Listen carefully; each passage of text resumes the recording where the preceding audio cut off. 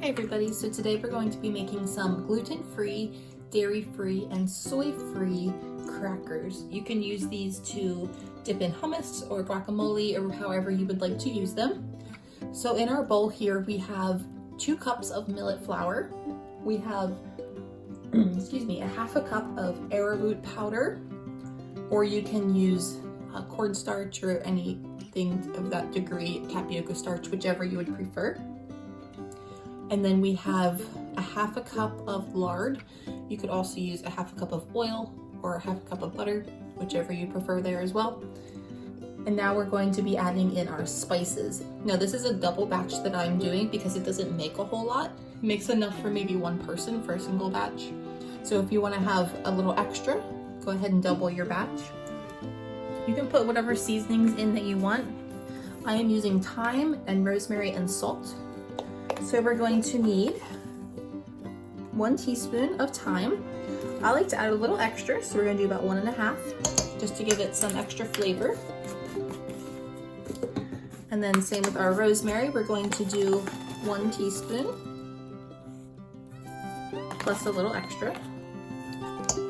And then our salt is going to be 2 teaspoons. And then we're going to go ahead and mix this up with our blender. And then we're going to need 2 sheets of parchment paper to roll it out. Since this is a double batch, we are going to divide this in half because it'll be too big for our parchment paper otherwise. All right, so once you have all that mixed up, we're going to go ahead and add 1 cup of water before we roll it out onto our parchment paper. All right, so we're going to go ahead, put our dough onto our parchment paper. Don't put anything on your parchment paper. Your dough is going to be very sticky. That is normal. So like I said, we're going to divide this in half since this is a double batch.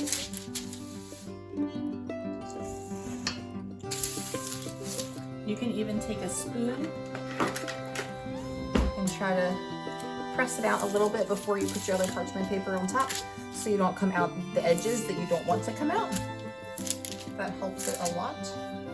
Now remember, the thinner you get this, the better, because they are crackers. You want them to be pretty thin. You want to also go ahead and set your oven to 350 and get that heating up a while before you roll these out. All right, so now we're going to put our other parchment paper on top. Also keep in mind you're going to want your parchment paper the length that your cookie sheet is, because you're going to transfer this bottom sheet right onto your cookie sheet. Now you're going to take your rolling pin and gently roll.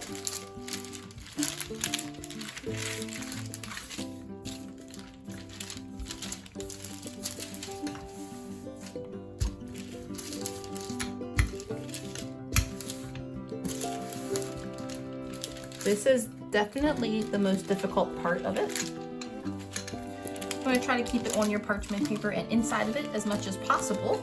It does come out a little bit like down here, which is okay.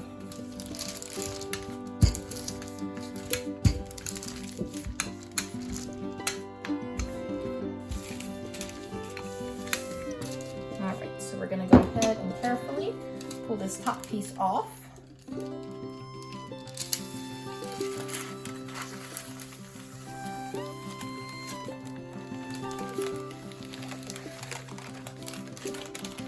And then we're going to transfer this bottom piece right onto our baking sheet and put it in the oven for 15-ish minutes.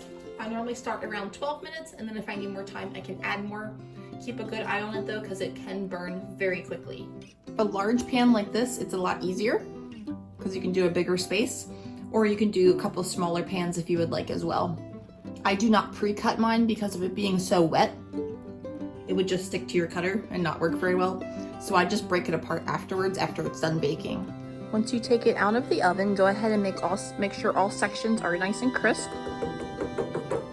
You're going to let it cool completely on this pan. And then after it's cool, you can go ahead and break it into pieces.